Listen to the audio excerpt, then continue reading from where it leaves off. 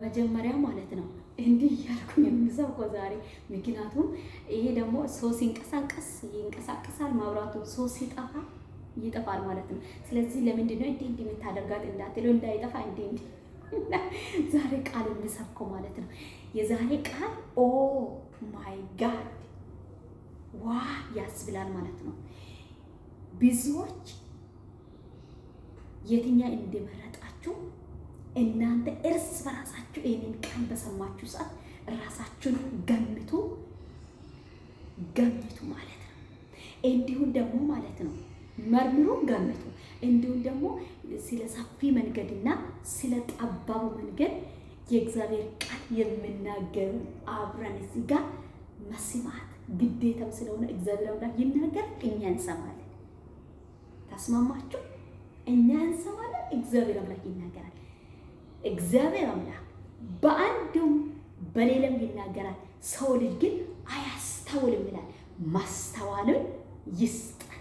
በማስተዋል እንድንጓዝ፣ በማስተዋል እንድንኖር፣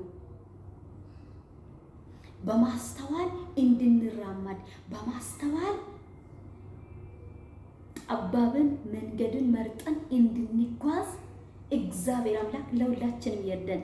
የማቴዎስ ወንጌል ምዕራፍ 7 ቁጥር 13 እስከ 13 እና 14 አነባለሁ። እናንተ ከቁጥር አንዱ አንብቦ ትጠቀማላችሁ፣ የእውነት ትጠቀማላችሁ።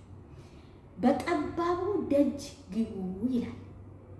በኢየሱስ ስም አነበብኩት። በጠባቡ ደጅ ግቡ፣ ወደ ጥፋት የሚወስደው ወገኖች ሲሙ ወደ ጥፋት የሚወስደው ደጅ ሰፊ መንገድ ትልቅ ነውና ወደ እርሱ የሚገባ ብዙዎች ናቸው። እግዚአብሔር ያድነን፣ እግዚአብሔር ያድነን ከሰፊ መንገድ፣ ዓለም ከምትመራ፣ ስጋ ከምትመራ፣ ሰይጣን ከሚመራ፣ ሲኦል ከሚመራ ከሰፊ ጎዳና፣ ከሰፊ ህይወት፣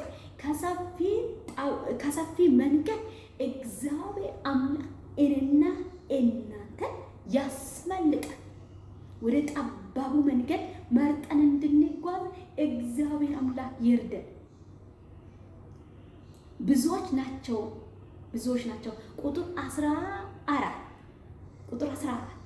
ወደ ህይወት የሚወስድ ደጅ የጠባብ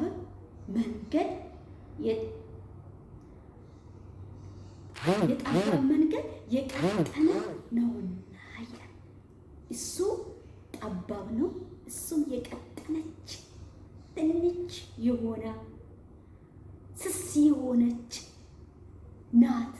ያቺ ጠባቡ ራሱ የምንሄድበት ወይ የምንንቀሳቀሰው ያ የምንጓዘው ስልክ ገብቶ ነው ማለት ነው።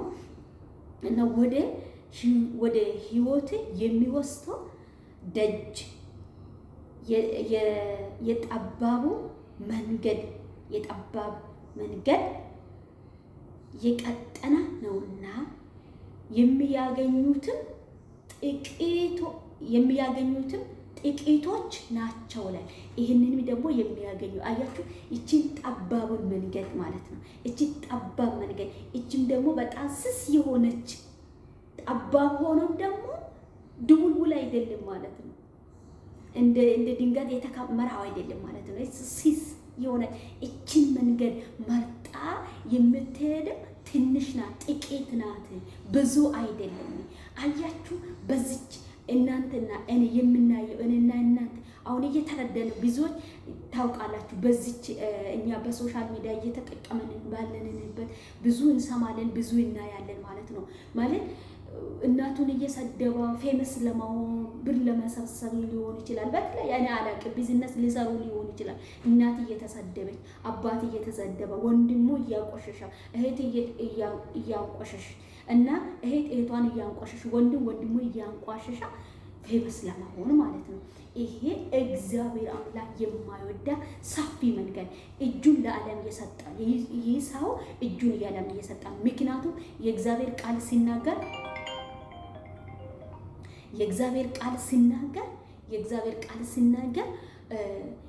እንዲሁም ሌላ ይቅርብን ወንድም በአንተ ላይ ካዘነ ይሄንን ካወቅ መሰዋ ለእግዚአብሔር ማለት መሰዋን እንዳናቀርብ መሰዋን እዛ ጋር ቁጭ አድርገህ ወንድም በአንተ ላይ እንዲያዘና ይሄንን ካወቅ ለኔ የሚሰጠውን መሰዋን እዛ ቁጭ አድርገህ ከወንድም ከተታረቅ የሚል አምላክ እኮ ነው የኛ አምላክ። እግዚአብሔርን ከማገለገል በመጀመሪያ እግዚአብሔርን ከመስማት በመጀመሪያ እግዚአብሔርን እንወዳለን ከማለት መጀመሪያ ያየን ወንድምህን መወደድ አለብን። ያየን እህት አጠገብ ያለችዋት እናት አጠገብ ያለው አባት አጠገብ ያለው እህት ወንድም ማክበር አለብን፣ መወደድ አለብን። የዛን ጊዜ ነው ጠባቡ መንገድ ኢየሱስ ለዘላለም ጠባብ መንገድ እንዴሽ ማንም ሳይነግር አንቺ ራስሽ በዚህ ላይ ትረጃለሽ። መንፈስ ቅዱስ ካንቺ ጋር እንዳለ ትረጃለሽ ማለት ነው። ምክንያቱም በዚህ ዓለም ላይ ብዙ እናገኛለን ብለን በአቋራጭ መንገድ ለማግኘት በአቋራጭ መንገድ ፌመስ ለመሆን በአቋራጭ መንገድ ሀብታም ለመሆን የምናደርገው እግዚአብሔርን አሳዝነን የምናደርገው ብዙ ድርጊቶች አለ። ይህ ሰፊ መንገድ ነው ማለት ነው። ዛሬም ሰፊ መንገድ ላይ ብዙዎች አይኑን እየጣለ አለ። ሰፊ መንገድ ላይ ብዙዎች እግሩን በዛ መንገድ እየራመደ ያለ አለ።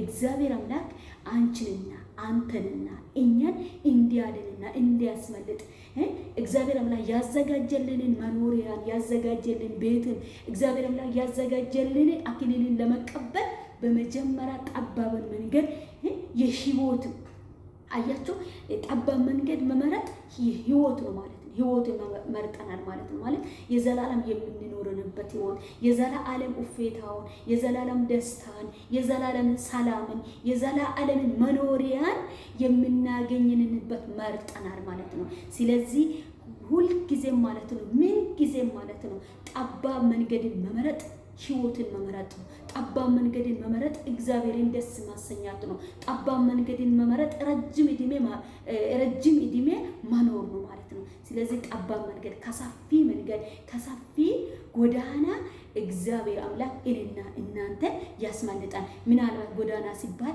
እንዲህ የምንጓዛው ወይ የምንሄደው የምንራመደው አስፋልት አይደለም ማለት ነው።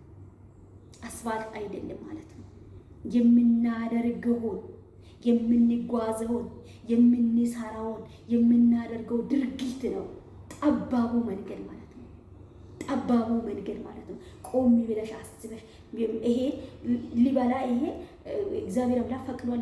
በእግዚአብሔር ዘንድ ተቀባይነት አለ። ሊለብስ እግዚአብሔር አምላክ ደስ ያሰኛል። ይሄንን ሊያደርግ እግዚአብሔር ደስ ያሰኛል ብላ ዛሬም ማስባት ትላንት ያደረገን ነገር ትላንት ስተሰርተን ሊሆን እንችላለን። ዛሬ መመለስ አለብን። ጠባቡን መንገድ መምረጥ አለብን። ጠባብ መንገድ እንዴት ሆኜ ነው ወደ ጠባብ መንገድ መሄድ አለብን? እንዴት ሆኜ ነው ከሰፊ ህይወት ወይም ከሰፊ መንገድ ወደ ጠባብ መንገድ መምረጥ አለብን ብለሽ ምናልባት ጥያቄ በውስጥሽ ላይ ወይም ጥያቄ በውስጥሽ ላይ ሊሆን ይችላል።